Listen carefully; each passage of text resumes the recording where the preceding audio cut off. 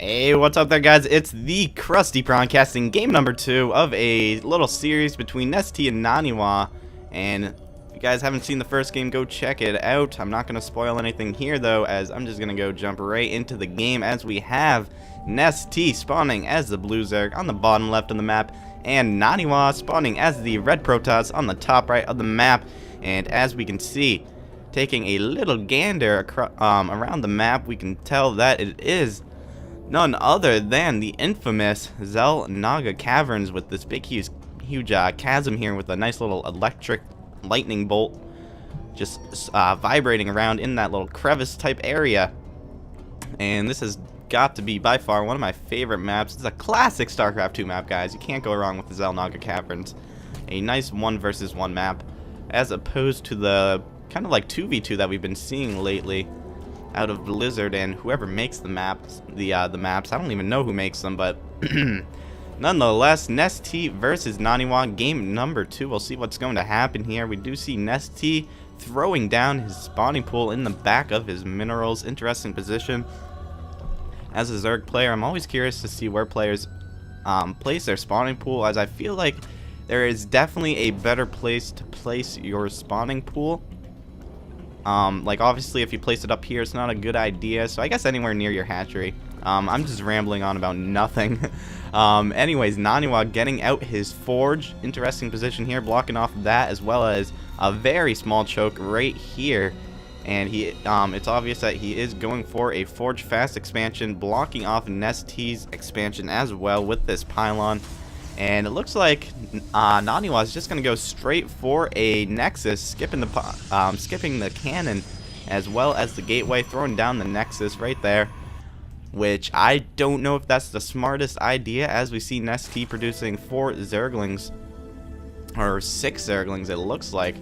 And this pylon's going to be taken out, but once these Zerglings come out, they're going to be able to do a lot of harassment, maybe even scoop by right here and get up into the mineral line of Naniwa. We'll see if that's going to happen or not, but I'm sure he can get up a cannon just in time, as well as a wall off, which is just what he does. So Naniwa is going to be in great shape to expand and try to out macro the Zerg. Nestea finally getting down that pylon, putting down his hatchery. The Overlord is finally making his way out, seeing the wall off, and now putting it into Naniwa's base, who is a little bit supply capped after losing that pylon, but nonetheless getting up one more. Again, block. Ooh, nice little pylon placement, actually blocking off the back of the mineral line, so no Zerglings can go around there, and as well as another cannon being placed down. So Nestea's gonna have to do something, and instead of going for a third, he's getting a Roach Warren, which I definitely do agree with this, as Naniwa's gateways and his cannons, everything's just very, very late. So if Nestea can pull this off, then darn it, I just love Nestea. And as we see, 4 roaches coming out on the map now, as well as a few Zerglings, or a handful of Zerglings already out from before. This hatchery is almost complete, and just for now it looks like Nestea will be producing an army trying to break down the wall of the Protoss player, which I believe in Nestea. I believe that he can do this. And as we take a look into Nestea's base, what he has, still just the 2 cannons.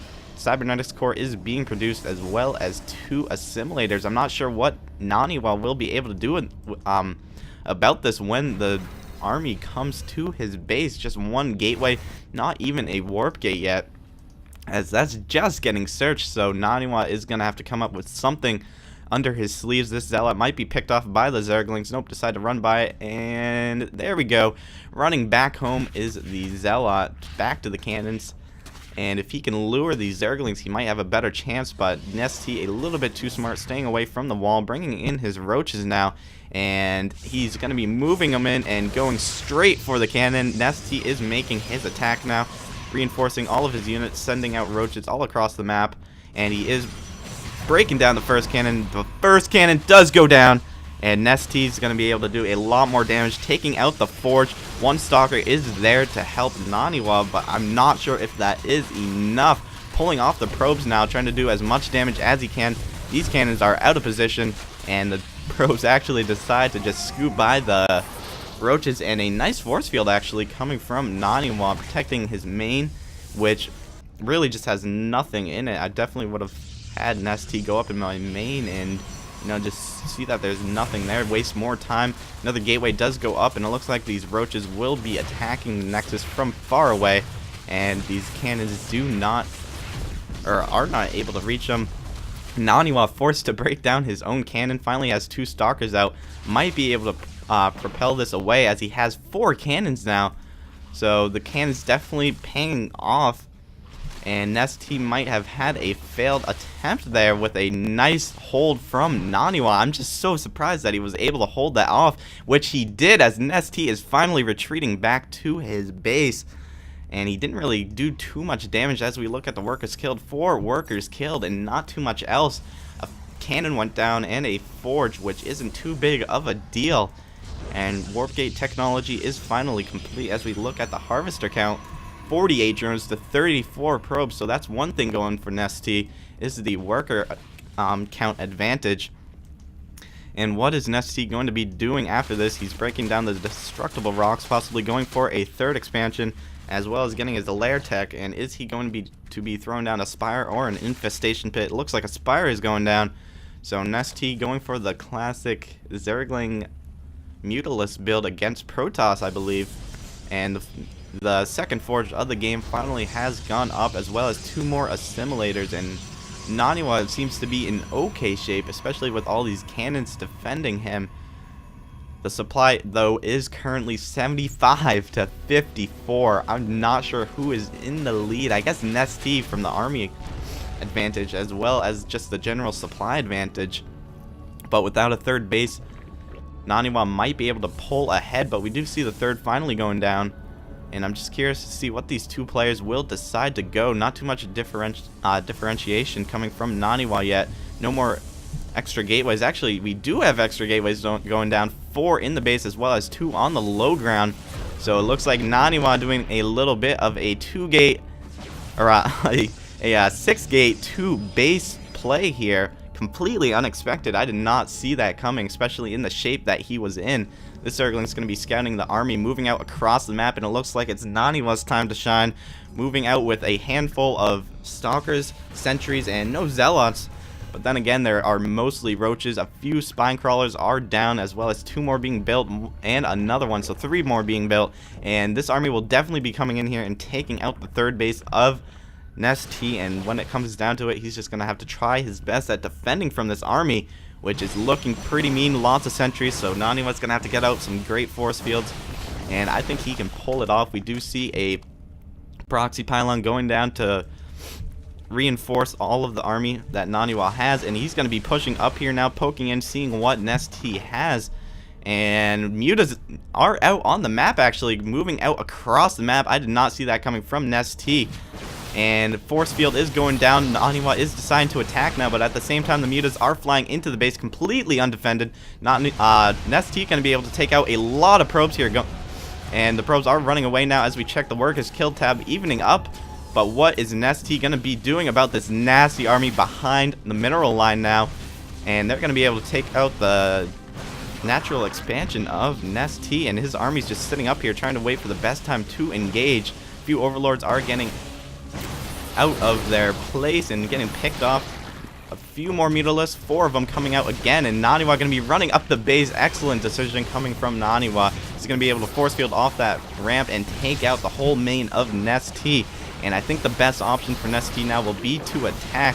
He still has mutas wreaking havoc in the base of Naniwa. And when it comes down to it, these cannons will be a pest, as well as these stalkers now. So Nestea is forced to retreat. And Naniwa, what is he doing? Or Nestea, what is he gonna do? Just some drones and Zerglings, as well as a few mutas, but I don't think that we'll be able to take out the army here. And I just don't see too much that Nestea can do.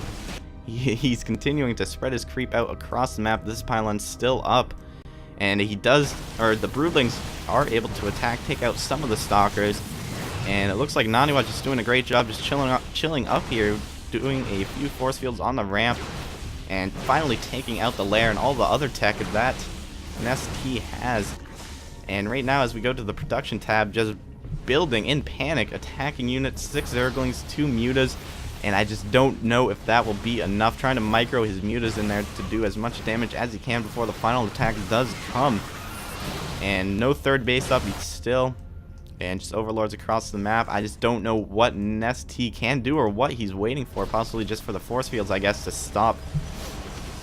But Naniwa seems to be on top of that. And we do have a lonely little drone who is going to get out of there. Wow. Good for you, little drone. So Nestea losing game number 2.